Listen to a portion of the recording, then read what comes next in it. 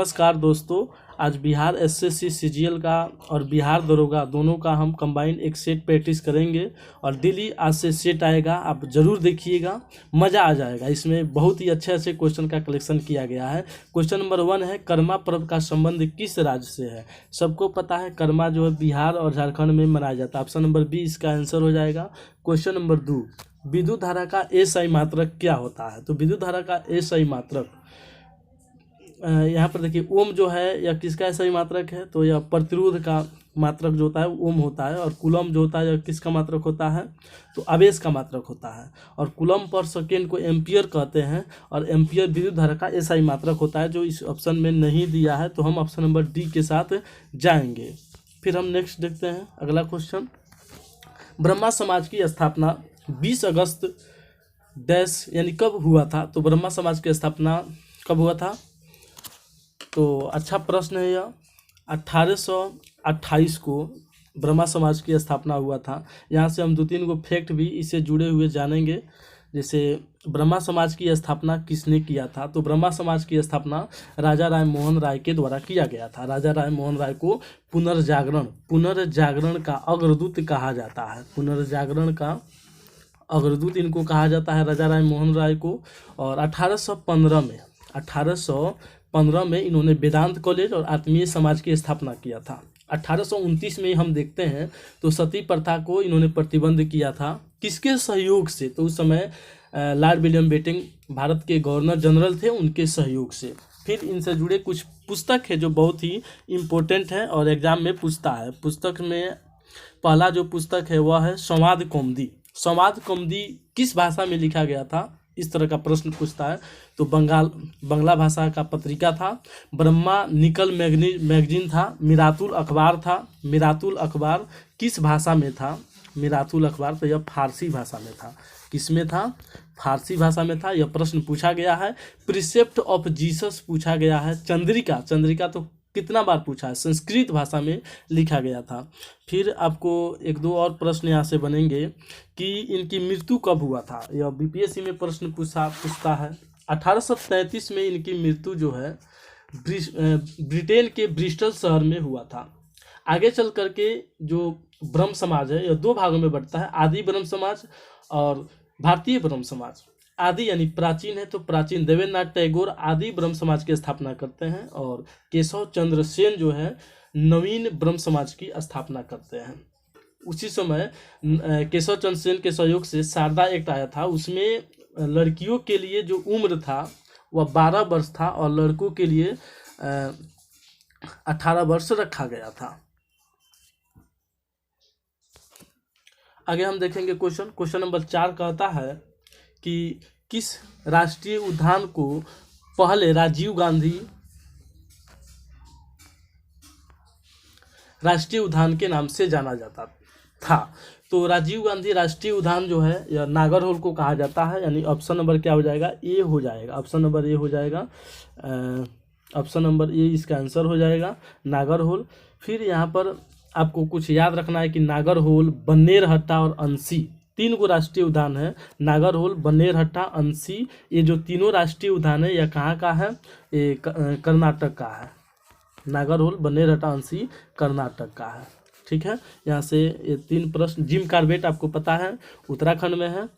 तो इतना हम प्रश्न जाने। फिर क्वेश्चन नंबर 5 में देखेंगे कि अनुच्छेद 25 किससे संबंधित है? तो आपको याद रखना है कि 25 से 28 जो है वह हमें धार्मिक स्वतंत्रता का अधिकार देता है।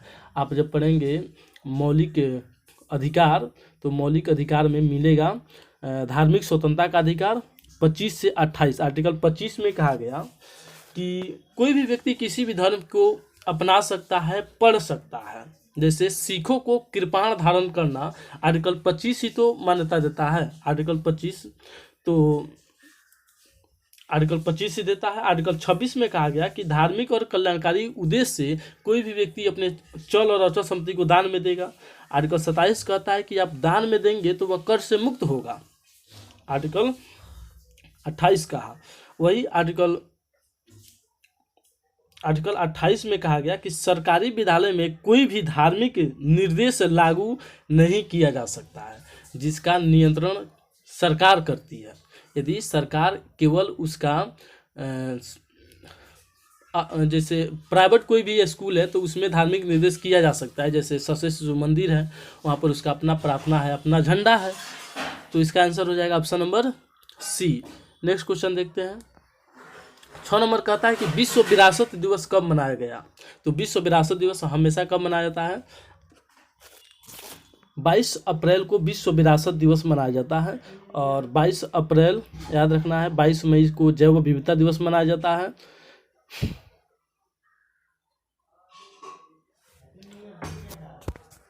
क्वेश्चन नंबर 7 आपसे पूछा कि कृष्णा नदी का उद्गम स्थल है। तो कृष्णा नदी का उद्गम स्थल ऑप्शन देख लेते हैं एक बार। जैसे देवप्रयाग, महाबलेश्वरम की पहाड़ी, अरावली पर्वत और इनमें से कोई नहीं। तो महाराष्ट्र के महाबलेश्वरम की पहाड़ी से कृष्णा नदी निकलती है। यहाँ पर ऑप्शन नंबर हो जाएगा बी। फिर यहाँ से एक दो प्रश्न आप निकाल लीजिए, क्योंकि बात किसकी हो रही है? कृष्णा नदी की हो रही है। तो कृष्णा नदी महाबलेश्वरम की पहाड़ी से निकलती है। दूसरा बात कि इसकी कुछ सहायक नदियाँ हैं, या तो प्रश्न पूछता है तो आपको याद रखना है कृष्ण भगवान मूस की सवारी यानी मूसी नदी, और कृष्ण भगवान दूध पीते थे तो दूध गंगा और पंचगंगा, पंचामृत भी दूध से बनता है तो दूध गंगा पंचगंगा। और तुंगभद्रा मान लीजिए इनकी लवर का नाम था, तो तुंगभद्रा और पवन पुत्र, तो यहाँ पर हम कहेंगे कृष्ण पुत्र भीम, तो भीमा। इसके अलावा आपको याद रखना है घाट घाट पर ये क्या करते थे? तो लड़की को पटाते थे। तो घाट प्रभा माल प्रभा कृष्णा की सहायक नदी है, दूध गंगा है, तुंगभद्रा है, मूसी है, पंचगंगा है। इतनी यहाँ से प्रश्न बन सकते हैं। और एक और याद रखना है कि जैसे कृष्णा नदी कहाँ पर गिरती है? तो कृष्णा, कावेरी, गोदावरी, महानदी, गंगा, ये सब कहाँ पर गिरते हैं? तो बंगाल की खाड़ी में गिरने वाली नदियाँ हैं। हम आगे बढ़ेंगे। फिर अगला क्वेश्चन कहता है कि अमर सिंह जो छापेमार युद्ध के लिए प्रसिद्ध थे, वीर कुंवर सिंह के क्या थे? 1857 की क्रांति से जुड़ा हुआ प्रश्न है। वीर कुंवर सिंह के वे भाई थे। वीर कुंवर सिंह के क्या थे? भाई थे। 1857 की क्रांति के विषय में बी.डी. सावरकर ने कहा कि यह भारत का जो पहला स्वतंत्रता संग्राम था। बी.डी. सावरकर ने कहा। आखिर इसका कारण क्या था? तो उस समय बेसबेल राइफल था। बेसबेल राइफल के जगह पर एनफील्ड राइफल का यूज किया गया। और दूसरा कारण था 1856 में आ गया था सेना भर्ती अधिनियम। फिर आप देखिएगा तो पहला जो इस विद्रोह का जो व्यापक रूप था 34वीं एनआई, आपको याद रखना है 34वां जो एनआई था, एनआई बटालियन का जवान थे मंगल पांडे। इन्होंने क्या किया? 29 मार्च को, कब? 29 मार्च 1857 को जनरल ह्यूरोज और बाघ को गोली मार दिया और क्रांति उफान में आ गया। बाद में इनको पकड़ करके फांसी दिया गया। आगे देखिएगा तो 10 मई 1857 को मेरठ की जो सैनिक है वह दिल्ली के लिए निकलती है। 11 मई को दिल्ली आती है और 12 मई को बहादुर शाह जफर द्वितीय के नेतृत्व में विद्रोह किया जाता है। आगे फिर क्या हुआ कि बहादुर शाह जफर द्वितीय को हुमायूं के मकबरे के निकट पकड़ा जाता है और पकड़ करके इनको रंगून भेज दिया गया, जहाँ पर इनकी मृत्यु हो जाती है। 4 जून को यह विद्रोह लखनऊ जाता है। लखनऊ में बेगम हजरत महल इसका नेतृत्व करती है। 4 जून के बाद में 5 जून को कानपुर में विद्रोह जाता है और कानपुर में नाना साहब। फिर ग्वालियर में जाता है, ग्वालियर में तट्टा टोपे, और झांसी में रानी लक्ष्मीबाई, और असम में दीवान मलिक राम। बिहार में यह जो विद्रोह था 12 जून 1857 को झारखंड के रोहिणी में दिखा। और बिहार में जो नेतृत्व था जगदीशपुर के जमींदार थे वीर कुंवर सिंह, उनके द्वारा इस विद्रोह का नेतृत्व किया गया। 23 अप्रैल 1858 में देखिएगा तो वीर कुंवर सिंह और लिग्रांड के बीच में भयानक युद्ध हुआ। इस युद्ध में लिग्रांड पराजित हो गया, लेकिन वीर कुंवर सिंह तो जीत गए, लेकिन वीर कुंवर सिंह घायल हो गए थे। और मात्र 3 दिन के बाद यानी 26 अप्रैल को वीर कुंवर सिंह की मृत्यु होती है। उनके मरने के पश्चात युद्ध का नेतृत्व कौन करता है? तो यही अमर सिंह करता है, जो प्रश्न में पूछा गया है। और अमर सिंह को फिर पकड़ा गया।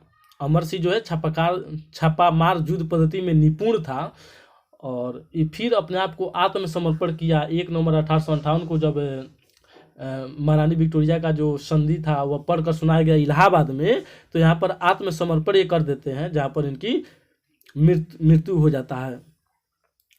और आपको 23 अप्रैल 1858 का जो युद्ध हुआ था उसमें वीर कुंवर सिंह जीते थे, तो 23 अप्रैल को बिहार सरकार विजय दिवस मनाता है। एक प्रश्न ये भी याद रखना है। क्वेश्चन नंबर 9 कहता है कि हिमालय पर्वत की एक श्रेणी अराकानोमा कहाँ पर स्थित है। क्वेश्चन नंबर क्या है, तो ये 9 है और इसका आंसर क्या हो जाएगा, तो अराकानोमा जो है म्यांमार में स्थित है। ऑप्शन नंबर क्या हो जाएगा, इसका बी हो जाएगा। सॉरी दोस्तों, यहाँ पर विश्व विरासत जो दिवस है यह 18 अप्रैल को मनाया जाता है। हम 22 अप्रैल को बोल दिए। 22 अप्रैल को विश्व पृथ्वी दिवस मनाया जाता है।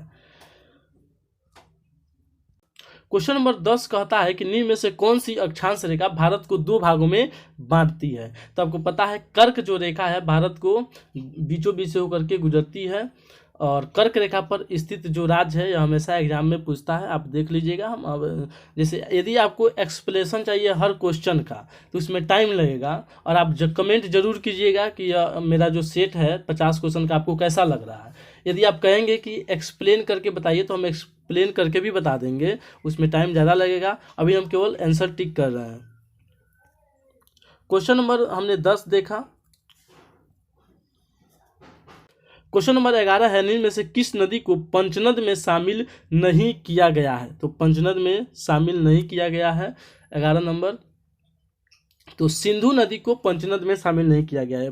पंचनद का अर्थ हो गया कि पंजाब से 5 नदियां होकर के गुजरती है, उन 5 नदियों को पंचनद कहा गया है। उसमें सिंधु नदी को शामिल नहीं किया गया है। ऑप्शन नंबर बी इसका आंसर हो जाएगा। क्वेश्चन नंबर 12 देखते हैं। कह रहा है कि मस्तानी, आपने नाम सुने होइएगा, यह फेमस बहुत ही ज़्यादा, यह जो फिल्म था बहुत ज़्यादा फेमस भी हुआ था। तो मस्तानी किस शासक की प्रेयसी थी, यानी प्रेमिका थी। तो इसका आंसर आप लोग तो मार ही दिए होंगे। 12 का क्या हो जाएगा, बाजीराव पेशवा। बाजीराव पेशवा की प्रेयसी यानी प्रेमिका थी।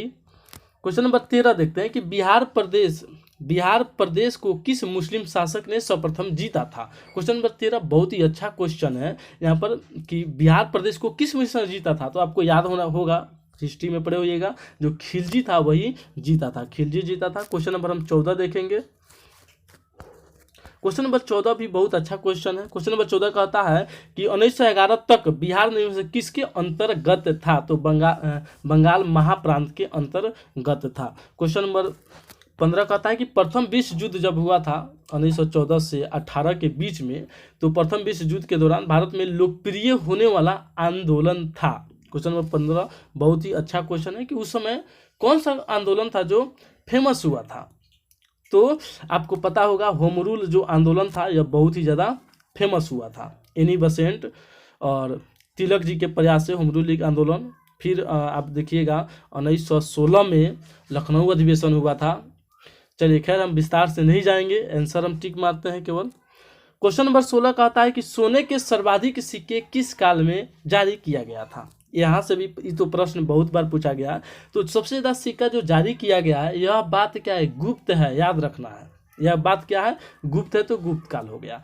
यहाँ से एक और प्रश्न पूछेगा कि सोना का जो सिक्का है, प्योर शुद्ध सोना का सिक्का, तो आपको क्या मानना है। तो जो प्योर यानी शुद्ध सोना था वह कनिष्क से चलाया था, और भारत में पहली बार जो सोना था इंडो ग्रीक शासकों ने चलाया था। क्वेश्चन नंबर 16 के बाद हमें देखेंगे क्वेश्चन नंबर 17 कहता है कि चोल राजाओं ने किस धर्म को संरक्षण प्रदान किया था। चोल राजा, तो इसका ऑप्शन देख लेते हैं। ऑप्शन नंबर ए शिव धर्म। चोल जो शासक थे वे भगवान शिव के बहुत ही बड़े भक्त थे। आप देखिएगा चोल साम्राज्य में बहुत ज़्यादा शिव जी से जुड़े हुए मंदिरों का निर्माण किया गया है। तो इसका आंसर हो गया ऑप्शन नंबर ए। क्वेश्चन नंबर 18 अष्ट दिग्गज है, 9 रत्न है, अष्ट प्रधान है। तो आप कहिएगा तो हम एक्सप्लेन करेंगे, लेकिन यहाँ पर केवल अष्ट दिग्गज का बात हो रहा है कि इनमें से किस राजा से संबंधित था। तो केडीआर कृष्णदेव राय से संबंधित था। अष्ट प्रधान शिवाजी से संबंधित थे। और आपको मालूम है 9 रत्न, तो 9 रत्न किस में थे, तो 9 रत्न थे अकबर के शासनकाल में। क्वेश्चन नंबर 19 कहता है दोस्तों, पानीपत की तीसरी लड़ाई निम्न में से किस वर्ष हुआ था? तो पानीपत का जो तीसरी लड़ाई था 1761 में, आपको याद होगा 1761 में अहमद शाह अब्दाली और पेशवा उस समय पेशवा के बीच में हुआ था। और यह इस युद्ध में एक कथन बहुत फेमस था कि पानीपत का तीसरा जो युद्ध है यह तय नहीं कर पाया कि भारत में यह तय कर दिया कि भारत में किसका शासन नहीं होगा, लेकिन यह तय नहीं किया कि अब किसका शासन होगा। कहने का अर्थ है कि उस समय क्या हुआ था कि एक मिनट, मराठा साम्राज्य तो यहाँ पर पराजित हो गया था और इसीलिए यह कथन आया था। उस 1761 के पानीपत के जो तीसरा युद्ध में था, विश्वास राव और सदाशिव राव इन दोनों की मृत्यु हुआ था और जो पेशवा था अपने आप यानी सदमा से उसकी मृत्यु हो गया था। तो यहाँ पर सबसे बड़ा जीत हुआ था अहमद शाह अब्दाली का। क्वेश्चन नंबर 19 के बाद हम क्वेश्चन नंबर 20 देखते हैं। गांधी जी किस गोलमेज सम्मेलन में भाग लेने के लिए कहाँ गए थे? लंदन गए थे। गांधी जी 1900, आपको याद होगा 1931 दूसरा गोलमेज सम्मेलन था और महात्मा गांधी जी गए थे लंदन। तो इसका बी हो जाएगा आंसर। क्वेश्चन नंबर हम 21 देखते हैं। क्वेश्चन नंबर 21 कहता है कि बिहार में नमक सत्याग्रह कब आरंभ हुआ था? यह क्वेश्चन बीपीएससी में कितना बार रिपीट हुआ है? तो इसका आंसर क्या हो जाएगा? नमक सत्याग्रह बिहार में कब आरंभ हुआ था? तो आपको मालूम ही है, ऑप्शन से देखिए 1921 में तो नमक सत्याग्रह हुआ था नहीं, 29 में भी नहीं हुआ था, 34 में भी नहीं हुआ था, 15 अप्रैल 1930 में हुआ था। क्वेश्चन नंबर 21 के बाद क्वेश्चन नंबर 22 कहता है कि बिहार सोशलिस्ट पार्टी के संस्थापक कौन थे? हाल ही में बीपीएससी के एग्जाम जो हुआ था उसमें भी यह प्रश्न पूछा गया था। तो ऑप्शन नंबर ए हो जाएगा जयप्रकाश नारायण। क्वेश्चन नंबर हम 23 देखते हैं। बिहार में सर्वाधिक लोकप्रिय सुल्तान कौन था? कितना अच्छा क्वेश्चन है। तो आपको याद होगा कौन? शेरशाह सूरी।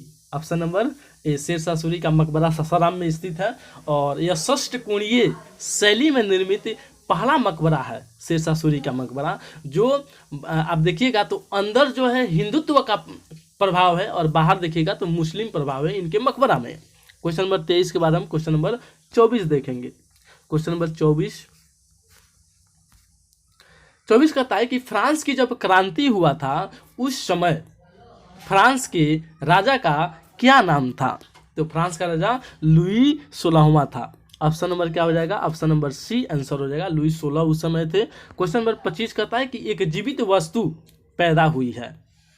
राष्ट्रसंघ के बारे में यह कथन किसने कहा था? क्वेश्चन नंबर 25 हाल ही में बीएसएससी का जो थर्ड शिफ्ट का एग्जाम था उसमें यह प्रश्न आया था।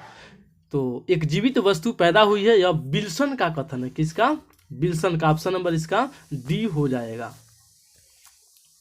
क्वेश्चन नंबर 25 के बाद क्वेश्चन नंबर 26 कहता है कि निम्नलिखित देशों में से किस देश की सीमा अफगानिस्तान से नहीं लगती है? कितना अच्छा क्वेश्चन है। देखिए ये आप छांट दीजिए यहाँ पर, ये तो दोनों तान जो देश है ये दोनों लगता है और ईरान तो लगबे करता है।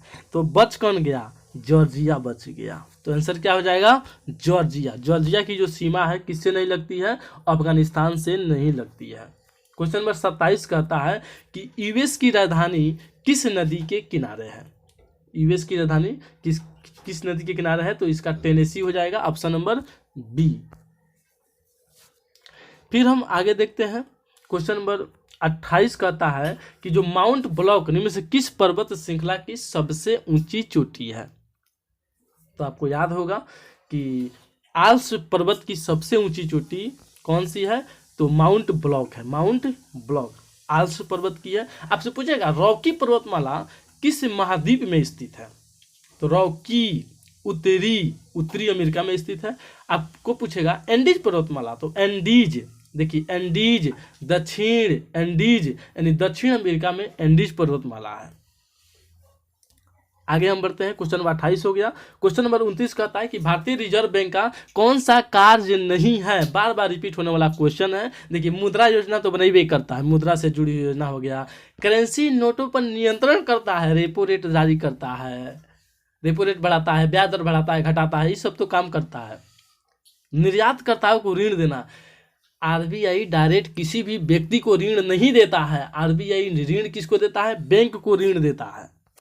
तो यहाँ पर हम ऑप्शन नंबर सी मारेंगे, करेंसी नोट तो जारी करवे करता है। आगे चलते हैं, क्वेश्चन नंबर 30, निम्नलिखित में से क्या रेपो दर का सही अर्थ है? यानी कहने का अर्थ है रेपो रेट का अर्थ क्या होता है? हमने अभी कहा कि रेपो रेट, देखिए आरबीआई एक तरफ है, आरबीआई और एक तरफ है छोटा मोटा बैंक या बैंक कह लीजिए। तो आरबीआई किसको पैसा दिया? जिस दर पर आरबीआई पैसा दिया बैंक को, वही दर रेपो रेट का लाया। कभी कल क्या होता है कि आरबीआई को भी पैसा घट जाता है, तो आरबीआई पैसा लेती है बैंकों से, तो बैंक से लिया पैसा और उस पर बैंकों को दिया ब्याज। इसको हम कहेंगे reverse repo rate. Question number 30 हमने देख लिया। अब क्वेश्चन नंबर हम 31 देखते हैं। क्वेश्चन नंबर 31 कहता है कि वित्तीय सुधार पर नरसिम्हन समिति का गठन 1991 में किया गया था। बात तो सही है, आपको याद भी रखना है कि वित्तीय सुधार से संबंधित है नरसिम्हन समिति, ठीक है। तो यहाँ पर प्रश्न क्या पूछा, वह कौन सा सुझाव था जो नरसिम्हन समिति ने दिया था? आपको याद होगा नरसिम्हन समिति ने कहा था कि बैंकिंग जो संरचना है उसको 4 स्तर में बांट दिया जाए। तो यहाँ पर बैंकिंग संरचना का 4 स्तरीय उन्होंने दिया था। क्वेश्चन नंबर 31 के बाद क्वेश्चन नंबर 32 है कि ऑपरेशन फ्लड कार्यक्रम का प्रारंभ भारत में कब हुआ था? तो बहुत ही फेमस क्वेश्चन है, सबको पता है। यह कितना हो जाएगा? 1970 के दशक में इसकी शुरुआत की गई थी। ऑपरेशन फ्लड दूध से संबंधित है और वर्गीज कुरियन का नाम, तो दूध आया तो वर्गीज कुरियन आएंगे, गुजरात आएगा और अमूल दूध पीता है इंडिया, आपको याद रखना है। 32 के बाद 33 नंबर कहता है कि नीति आयोग भारत सरकार के नीति निर्माण की शीर्ष थिंक टैंक संस्था है जो इनपुट प्रदान करता है, निर्देशकीय नीतिगत। तो याद रखना है कि नीति आयोग जो है 1 जनवरी 1915 को इसकी स्थापना होती है और यह दोनों यहाँ पर निर्देशीय और नीतिगत, यह दोनों प्रकार की पॉलिसी को जारी करता है। प्यारे मित्रों, हम 33 क्वेश्चन देख चुके हैं। क्वेश्चन का स्टैंडर्ड आपको पता लग ही रहा होगा। तो मैं फिर से आपको रिक्वेस्ट करता हूं कि इस वीडियो को शेयर कीजिए, सब्सक्राइब कीजिए। बिहार दरोगा के लिए इसमें का जो क्वेश्चन है वह 100% एक सेट से 2 से 3 क्वेश्चन कन्फर्म आएगा, नहीं आने का सवाल नहीं है। और बीएसएससी के लिए तो यह सेट रामबाण ही है। तो प्लीज़ सब्सक्राइब कीजिए, शेयर कीजिए। हम आगे चलते हैं 34 नंबर क्वेश्चन। निम्नलिखित में से कौन सा प्रोटोकॉल उसके मुद्दे से संबंधित नहीं है? यहाँ पर प्रोटोकॉल का नाम दिया है और मुद्दा दिया है। आपको पता होगा कि 1987 में मॉन्ट्रियल प्रोटोकॉल हुआ था। यह ओजोन संरक्षण से संबंधित था। एकदम सही है, क्योंकि ओजोन लेयर में जो कमी हो रहा था उससे जुड़ा हुआ था। फिर कह रहा है 1979 में बोन सम्मेलन हुआ था प्रवासी। तो आपको याद है बोन सम्मेलन फेमस है, बोनलेस। तो बोनलेस क्या चीज़ में? पक्षियों से है। तो यहाँ पर प्रवासी प्रजातियों के संरक्षण से, ये भी सही हो गया। 1989 का बासेल सम्मेलन, ट्रांसबाउंड्री आंदोलन, पार्गन हैंडलिंग और रहने वाले जीवों के उपयोग का विनिमय, यह गलत है। तो यहाँ पर ऑप्शन नंबर जो सी है वही गलत है। बाकी 1998 का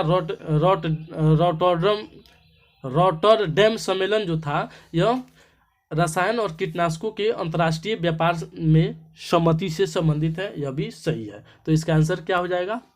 इसका आंसर हो जाएगा ऑप्शन नंबर सी। क्वेश्चन था कि निम्न से कौन सा प्रोटोकॉल उसके मुद्दा से संबंधित नहीं है? तो यहाँ पर सी जो है यही आंसर हो जाएगा। क्वेश्चन नंबर 35, थारपारकर हरिया कंकरेज ओंगल किस पशु की प्रजाति है? अच्छा प्रश्न है। तो यहाँ पर क्या हो जाएगा? किसकी प्रजाति है? आपने सही देखा, देखिए यह गाय की प्रजाति है। गाँव में देखिएगा कि खूब हरियर घास खिलाया जाता है और गाय का जो मुंह होता है वह गोल गोल होता है। तो ओंगोल गोल कंकरेज हो गया, हरिया हो गया और थारपारकर हो गया, यह गाय की प्रजाति है। कहिएगा तो हम प्रजातियों से जुड़े हुए एक वीडियो बना देंगे, कमेंट जरूर कीजिएगा। क्वेश्चन नंबर 36 देखिए, निम्न में से कौन सी विद्युत चुंबकीय तरंगों का तरंगदैर्घ्य सबसे अधिक किसका होता है? तो यहाँ पर तरंगदैर्घ्य सबसे अधिक किसका होता है, यही प्रश्न पूछा है कि यह जो लैम्डा है यह सबसे अधिक किसका होता है। आपको पता है लाल रंग का जो तरंगदैर्घ्य होता है सबसे अधिक होता है, बैंगनी रंग का सबसे कम होता है। और लाल रंग से जब हम ऊपर जाते हैं तो लाल रंग से ऊपर जाते हैं तो उसको हम कहते हैं अवरक्त किरण। तो यहाँ पर क्या हो जाएगा, ऑप्शन नंबर डी आंसर हो जाएगा प्रश्न के अनुसार कि सबसे अधिक किसका होगा, अवरक्त किरण का तरंगदैर्घ्य अधिक होगा और सबसे कम पराबैंगनी किरण का। आगे चलते हैं क्वेश्चन नंबर 37, छापेखाने का आविष्कार किसने किया था? क्वेश्चन नंबर 37 भी बहुत अच्छा प्रश्न है। तो छापाखाना किसके शासनकाल में आया था? विलियम कैस्टन के काल में आया था। क्वेश्चन नंबर 38 देखते हैं, कृषि शास्त्र में किसको उन्नत किया जाता है? क्वेश्चन नंबर 38 में तो आपको पता ही है कृषि शास्त्र में पशु और पौधे के विषय में इसको विकसित किया जाता है, क्योंकि जब तक पशु नहीं होंगे तो हम कह रहे हैं कि जैविक खाद तो जैविक खाद कौन बनाएगा, पशु ही तो बनाएंगे। गोबर हो गया तो जैविक खाद ना है। तो यहाँ पर आंसर क्या हो जाएगा, ऑप्शन नंबर ए पौधे और पशुओं को। क्वेश्चन नंबर 39 कह रहा है कि a century is not enough किसकी पुस्तक है? सबको पता है, सौरभ गांगुली। इसका आंसर ऑप्शन देखिए, सचिन तेंदुलकर, सौरभ गांगुली। तो क्या हो जाएगा, ऑप्शन नंबर बी इसका आंसर हो जाएगा सौरभ गांगुली। क्वेश्चन नंबर हम 40 देखेंगे, हिस्ट्री ऑफ इंडियन म्यूटिनी किसकी पुस्तक है?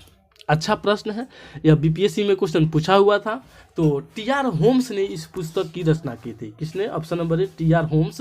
हिस्ट्री ऑफ इंडिया म्यूटिनी पुस्तक लिखे थे टी.आर. होम्स। 41 कहता है कि सोजत की मेहंदी लगाना है तो राजस्थान जाइए, वहाँ का फेमस है। इसको हाल ही में जीआई टैग दिया गया है, इसलिए राजस्थान आंसर हो जाएगा। बिहार में मखाना को जीआई टैग दिया गया है, याद रखना है। क्वेश्चन नंबर हम 42 देखते हैं कि केंद्रीय शिक्षा मंत्रालय द्वारा प्रस्तावित नए मॉडल स्कूलों को क्या कहा गया है? Question number 42। तो आपको याद होगा कि जो नया स्कूल का मॉडलिंग आ रहा है वह प्रधानमंत्री पीएम श्री योजना के ऑप्शन देखिए, पीएम श्री योजना के तहत आ रहा है, यानी ऑप्शन नंबर बी इसका आंसर हो जाएगा। क्वेश्चन नंबर 43 कह रहा है कि औनी लेखरा का और श्री हर्ष देवर्डी जो खबरों में थे किस खेल से जुड़े हुए हैं? तो औनी लेखरा कौन नहीं जानता है कि शूटर है। तो ऑप्शन नंबर बी इसका आंसर हो जाएगा, औनी लेखरा शूटर है। क्वेश्चन नंबर 44, मई 2022 में किस देश ने सऊदी अरब को पीछे छोड़ करके, हम करेंट अब देख रहे हैं, किस देश को पीछे छोड़ कच्चे तेल का दूसरा सबसे बड़ा आपूर्तिकर्ता बन गया था? यह पेपर का हेडलाइट था, बहुत ही ज्यादा सुर्खियों में प्रश्न है और पूछेगा इस प्रश्न को। इसका आंसर क्या हो जाएगा, रूस हो जाएगा 44 का। क्वेश्चन नंबर 45, बिहार के सीतामढ़ी में माता सीता का मूर्ति जो बन रहा है 257 फीट का, यह प्रश्न पूछा गया है, वह कौन सी कंपनी बना रही है? तो राम की पत्नी सीता, तो Ramayana research council, Ramayana research council, option number A answer हो जाएगा। चलिए क्वेश्चन नंबर हम 46 देखते हैं कि बिहार के दक्षिण भागों में जल संकट वाले शहरों को पेयजल पहुंचाने के लिए कौन सी योजना नवंबर 2022 में नीतीश कुमार ने शुरू की? यह भी जो योजना था बहुत ही चर्चा में रहा था, क्योंकि वहां पर गंगा जल आपूर्ति किया गया है, तो इसलिए चर्चा में बहुत ज़्यादा था। तो इसका आंसर हो जाएगा option number B. Question number 46 के बाद क्वेश्चन नंबर 47, उस पुस्तक का नाम बताएं जो नवंबर 2022 में साहित्य के लिए जेसीबी पुरस्कार जीता है। जेसीबी पुरस्कार किसको दिया गया है? तो द पैरासाइट ऑफ फूड को दिया गया है, यानी ऑप्शन नंबर ए इसका आंसर हो जाएगा the parasite of food. Question number 47 के बाद हम क्वेश्चन नंबर 48 देखते हैं, किस शब्द को Cambridge dictionary word of the year चुना गया है? 48 अच्छा प्रश्न है। तो जो होमर शब्द था उसी को चुना गया है, होमर याद रखना है इस प्रश्न को। अब हम 49 देखते हैं, गुलाब अब्बास मुंशीर जो कि 1970 में इनको अर्जुन पुरस्कार दिया गया था, हाल ही में इनका निधन हो गया है। ये क्या चीज से जुड़े हुए हैं? तो इनका जो संबंध है गुलाब अब्बास मुंशीर का, ये बास्केटबॉल खेलते थे, ऑप्शन नंबर सी इसका आंसर हो गया। लास्ट क्वेश्चन है, फिर हम कहेंगे थोड़ा शेयर कर दीजिए और सब्सक्राइब कर दीजिए। रेलवे बोर्ड का नया अध्यक्ष किसे नियुक्त किया गया है? प्रिंटेड क्वेश्चन हाल ही में नियुक्त किए गए हैं, इसलिए प्रिंटेड क्वेश्चन है। एसएससी जीडी में भी इस प्रश्न का आने का प्रबल संभावना है। Option number A Anil Kumar Lahoti ji को बनाया गया है। रेलवे बोर्ड का नया अध्यक्ष लाहोटी जी बने हैं। और अब 50 क्वेश्चन है, डेली हम 50 क्वेश्चन लेके आएंगे। आप डेली इंतजार कीजिए, सब्सक्राइब कीजिए, लाइक कीजिए, अपने माता पिता को खुश रखिए, अपने आसपास के जितने पेड़ पौधा है, पक्षी वर्ग है, उन सबको खुश रखिए और आप स्वयं हैप्पी रहिए। Thank you.